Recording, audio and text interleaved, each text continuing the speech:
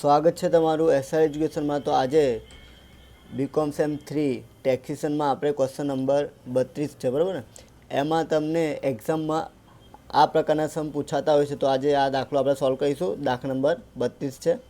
એમાં તમને મૂળ પગાર તમને આ પ્રમાણે આપ્યો છે, જો કે 1/7/2017 રોજ 20,000 પગાર હતો। કેટલો? પછી બેનો શું થાય છે? વધારો।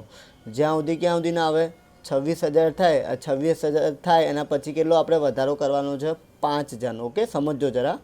પછી 56,000 મુજબ નોકરી જોડાયેલ છે અને ઇજાફો છે ને જુલાઈ મહિનાથી થાય। કયા મહિના? જુલાઈ મંથની 1લી તારીખ। ઓકે, તો આપણે કેવી રીતે સોલ્વ કરવું જો ધ્યાનથી। ઓકે, તો સૌથી પહેલાં આપણે કશું જ નહીં કરવાનું, જે આ તારીખ તમને આપી છે ને એ તમારે લખવાની। જો પહેલાં હું લખી દઉં છું, જરા રફ પેજમાં લખું છું, પાછળની બાજુમાં જોઈ લો જરા। પહેલાં હું તારીખ લખી દઉં છું। આપણે પગારની ગણતરી કરીએ। મૂળ પગાર, જો આ જે તારીખ આપી છે એ જ લખું છું, બરાબર ને। જો 1/7/2017 સમજી ગયા। અને આપણું જે વર્ષ છે ને એ ક્યારે ખતમ થશે ખબર છે? 6ઠ્ઠા મહિનામાં, એટલે કે 31/6/2018 સમજી ગયા। આટલે સુધી આપણે લખવાનું છે, ક્યાં સુધી?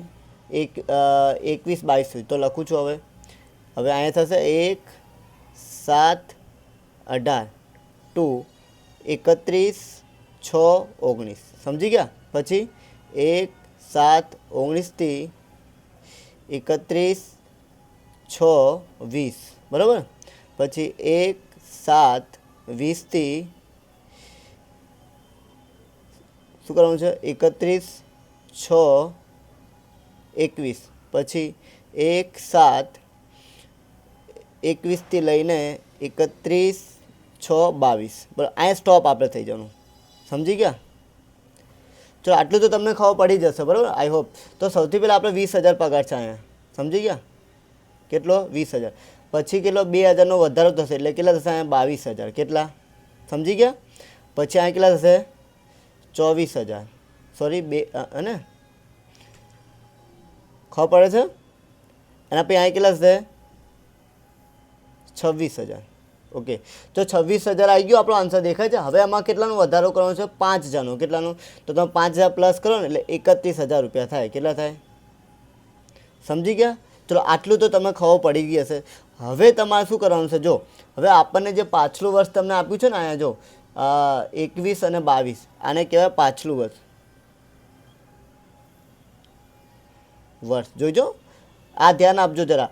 આમાં તો તમને ખબર પડી ગઈ હશે। હવે આ જે ગણતરી તમારે કરવાની છે એમાં તમારે ધ્યાન આપવાનું છે। એટલે જો આ તમને કેટલું આપ્યું છે? 21 અને 22। ઓકે, હવે જો આપણને ખબર છે આપણું જે ધંધાકીય જે વર્ષ છે એ ક્યારે થાય? 1/4 થી લઈને આપણે 21 ટુ ક્યાં આપણે જવાનું? 22 સુધી, 31/3/22 સમજી ગયા। હવે સમજીએ આપણે।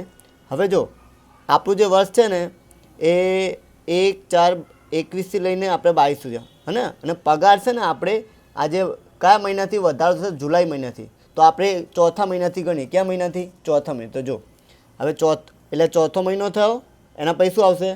પાંચમો મહિનો, પછી છઠ્ઠો મહિનો। સમજી ગયા? ખબર પડી? એટલે કે આ એપ્રિલ, મે અને જૂન। હવે જે પગાર થશે ને એમાં શું વધારો જોવા મળશે? સમજી ગયા? એટલે અહીંયા તમારો જે પગાર છે આટલે સુધી એ તમારું કેટલો આવશે? 26,000। કેટલો મૂકવાનો? 26,000। સમજી ગયા? ઓકે, આના પછી જેટલા મહિના છે? 7મો, 8મો, 9મો, 10મો, પછી 11, 12, પછી પહેલો, બીજો અને ત્રીજો। સમજી ગયા? એટલે આ જે પગાર છે ને એ આપણે જે 5,000 જુલાઈ મહિનાથી જે વધારો થયો એ લેવાનો છે। એટલે કે આપણે કેટલા લેવાના છે? અહીંયા 31,000। અને આ કેટલા મહિના થાય? 9 મહિના। સમજી ગયા? ખબર પડી? આ જે 3 મહિના છે આપણા એમાં, એટલે કે એ ટોટલ 26,000 રૂપિયા પગાર લેવાનો। શું લેવાનું? 26,000। સમજી ગયા? અને પછી જે જુલાઈ મહિનાથી જે વધારો થયો આપણો, હે ને, તો જુલાઈ મહિનાથી જે વધારો થયો એ આપણો આન્સર કેટલો આવે છે? અહીંયા 31,000। કેટલા? તો એ તમારે લેવાનો છે। સમજી ગયા? તો અહીંયા આવશે તમારા જે ગુણાકાર તમે કરશો ને તો તમારા અહીંયા આવશે 78,000। કેટલા? સમજી ગયા? અને અહીંયા તમે જો ગુણાકાર કરશો ને તો કેટલો આવશે તમારો? 2,79,000. પછી આ બંનેનો શું કરી દેવાનો સરવાળો. તો તમે સરવાળો કરશો ને તો આન્સર તમારો આવશે 3,57,000. સમજી ગયા? તો આટલું તો તમે ક્લિયર થઈ ગયું. હવે આપણે લખી દઈએ પહેલાં પગાર. ચલો, આઈ હોપ તમને ખબર પડી હશે. ઓકે, ના ખબર પડીએ તો ફરીવાર તમે ફરીવાર રિવર્સ કરીને જોઈ શકો છો. તો આપણો આવ્યો પગાર કેટલો ભાઈ? 3,57,000. સમજી ગયા? ઓકે,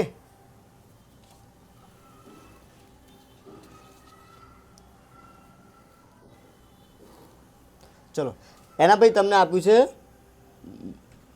મોંઘવારી ભથ્થું કેટલું છે? 1,70,400. એ આપણે ડાયરેક્ટ લખી દેવાનું. પછી બોનસ છે, તો બોનસ તમને કેટલું આપ્યું છે? તો 32,000 આપ્યું છે. અને નીચે તમારે એમાંથી કમિશન માઇનસ કરવાનું. તો કમિશન તમને નીચે તમને આપ્યું છે અહીંયા કઈ હવાલામાં જ્યાં દેખાય ચેન નંબરનો કે કમિશન કેટલા વસૂલ કરેલ છે? તો 4,000. તો એ તમારે શું કરી દેવાનું? માઇનસ. તો તમે માઇનસ કરશો ને એટલે તમારો જે આન્સર આવશે એ કેટલો આવશે? 28,000. કેટલો?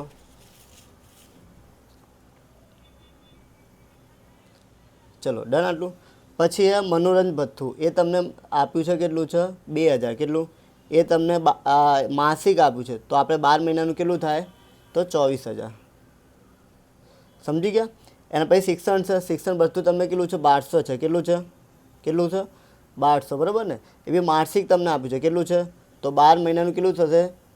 14,400. અને આપણને ખબર છે એટલે આમાં એક બાળક લખેલું છે અને એક બાળકનું 100 રૂપિયા આપણે માઇનસ કરવાનું છે. એટલે કે 100 ગુણ્યા 12 એટલે કેટલા માઇનસ કરવાના? 1,200. એટલે તમે માઇનસ કરશો ને 1,200 તો 13,200 આવશે. ઓકે. પછી મકાનની સવલતો. હવે જો મકાનની સવલતોમાં આપણે શું કરવાનું? BA BC આપણે ફાઇન કરવાનું. શું કરવાનું? BA BC. તો એ તમારે શું કરવાનું? સૌથી પહેલાં જોઈ લો જરા, BA BC. ઓકે. હવે આમાં પહેલાં તો સૌથી પહેલાં શું આવશે? તમારું જે મૂળ પગાર હોય એ લખવાનું તમારે, જે આપણે શોધ્યો ને હમણાં 3,00,000 ને કેટલો? 57,000. જે આપણે શોધ્યો ને જો દેખાય 3,57,000 પ્લસ જેટલા બી તમારા ભથ્થા હોય શું હોય એ તમારે પ્લસ કરવાના. તો આપણે ભથ્થા તમને કેટલા આપે? જો એક ભથ્થું તમને શું કર્યું? જો મનોરંજનવાળું, શિક્ષણ વસ્તુ અને પ્લસ કમિશન, 3 વસ્તુ પ્લસ કરવાની. તો પહેલાં આપણે કરી દઈએ પહેલાં આપણે કરી દઈએ મનોરંજન ભથ્થું. શું આપીએ? મનોરંજન ભથ્થું. પછી શિક્ષણ ભથ્થું અને પછી પ્લસ કરવાનું હોય બોનસ. એ તો તમને ખબર જ હશે. સમજી ગયા? ચલો. હવે જો મનોરંજન ભથ્થું તમને આપ્યું છે 24,000 અને શિક્ષણ તમને આપ્યું છે 13,200. કેટલા? 13,200. અને પછી તમને કમિશન બોનસ તમને આપ્યું 28,000. કેટલું? તો અહીં તમે કેટલા કરશો?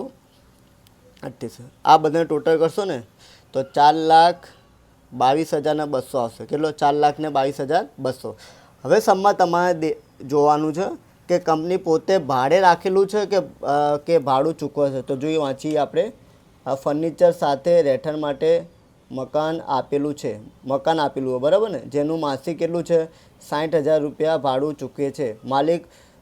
તદુપરાંત રહેઠાણમાં સજાવટ માટે ફર્નિચર તમને આપ્યું છે 5,00,000 ને ખરીદી પૂરું પાડવા માટે કેટલું આપ્યું છે? 5,40,000. હવે જો મકાન છે ને, જો રહેઠાણ માટે મકાન આપેલું છે બરાબર ને. તો જો આમાં જો જરા આપણે એનો નિયમ સમજાવી દઈએ આપણે બરાબર ને. તો તમને જોવા મળશે 155.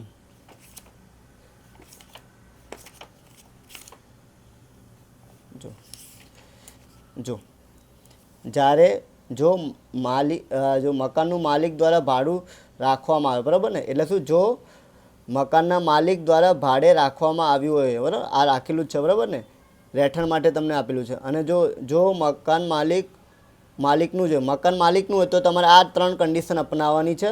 અને જો ભાડે રાખેલું તો આ રાખવાની છે બરાબર. એમાં શું હોય કે તમારે જે આપણે BA BC આપણે ફાઇન કર્યું એના 15% કરવાના છે. અને જે ખરેખર જે ચૂકેલ ભાડું હોય ને, જેમ કે અહીંયા ચૂકેલું છે આપણે કેટલું છે અહીંયા જો અહીં કેટલા? 16,000 ગુણ્યા 12 કરશો તો આન્સર આવશે. એમાંથી જે ઓછી રકમ હોય શું એ તમારે લેવાની. સમજી ગયા? નકર જો અને માલિક પોતાનું હોય તો આ બંનેમાંથી અપનાવવાની. સમજી ગયા? તો જોઈ લઈએ આપણે. હવે આમાં તો શું કીધું છે કે ભાડે રાખેલું છે. શું રાખેલું છે? ઓકે, તો હવે બે કન્ડિશન લાગે. તો સૌથી પહેલાં આપણે BA-BCના 15% કરીએ તો અહીં કરી દઈએ BA-BCના કેટલા 15%, એટલે આના તમારે 15% કરવાના, એટલે 4,22,200ના 15% તમે કરો તો આન્સર તમારો કેટલો આવશે 63,330. ઓકે, પછી બીજી જે છે ને જે ખરેખર જે ભાડું ચૂક્યું 16,000 છે, કેટલું છે એટલે ખરેખર 16,000 ગુણ્યા 12 એટલે થાય તમારા કેટલા 1,92,000. સમજી ગયા? હવે આમાંથી જે ઓછી રકમ એ તમારે લેવાની, તો ઓછી કઈ છે આ છે, બરાબર ને. પછી એમાં આપણે એક વસ્તુ પ્લસ બી કરવાની છે, તો હું લખી દઉં છું જરા BA-BC. તો આપણે જે ઓછી રકમ લઈ લીધી 63,330 પ્લસ તમારે જે ફર્નિચર આપ્યું હોય, શું આપ્યું હોય, જે ફર્નિચર આપ્યું હોય ને તમને એના તમારે 10% કરવાનું. શું કરવાના, એટલે 5,00,000ના તમે 10% કરો એટલે કેટલા આવશે કે 58,400. કેટલા આવે 58,400. ખબર પડી ને. 5,00,000ના કેટલા કરવાના છે તમારે 10%, તો લખી દઉં છું પહેલાં 5,84,000ના 10% તમે કરો ને તો આવશે 58,400. પછી માઇનસ તમારે શું કરવાનું ખબર, જે અંદર જોઈ લેવાનું પેલા કંઈ આપ્યું છે કે, તો આમાં જો તમે જોઈ શકો કે આજે 12માં જો રહેઠાણમાં જે મકાન આપ્યું છે ને આપણે એના મૂળ પગારના કેટલા લેવાના છે 10% કરવાના છે. કેટલા મૂળ પગારના 10% કરવાના. તો મૂળ પગાર તો આપણને ખબર જ છે મૂળ પગાર કેટલો છે, જો 3,57,000 છે. કેટલા એના 10% આપણે કરવાના. તો 10% તમે કરો ને તો કેટલા આવશે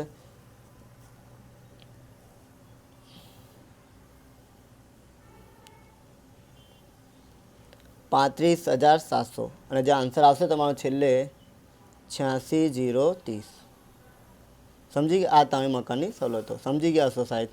ચલો એના પછી આપણે આન્સર લખી દઈએ 86,030. સમજી ગયા? હવે મોટર કાર શું છે, હવે મોટર કાર પર તમને ખબર જ છે, જો આપણે મોટર કાર આવ્યા માલિક દ્વારા જે મોટર કાર સહિત સગવડ પૂરી પાડવામાં આવે છે જેનો ખર્ચો માલિક પોતે જ ચૂકવે. શું કરે, જ્યારે માલિક પોતે જ ચૂકતો હોય અને પછી શું કહે છે મોટર કાર ઓફિસ તેમજ અંગત ખર્ચ, એટલે ઓફિસ માટે બી ઉપયોગી થાય અને તેના અંગત માટે, તો એના માટે બી હવાલો છે આપણે જોડે.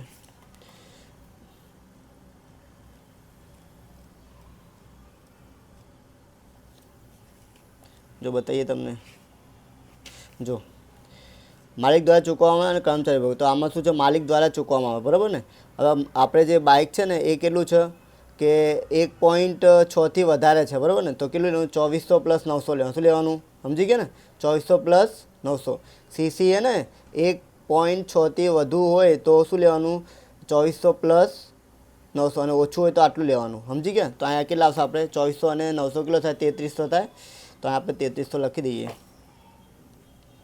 તો 3300 ગુણ્યા 12 કરવાના. કેટલા કરવાના 12. સમજી ગયા? હવે ચલો એના પછી જોઈએ, ટોટલ તમે ગુણાકાર કરશો એટલે તમારી અમાઉન્ટ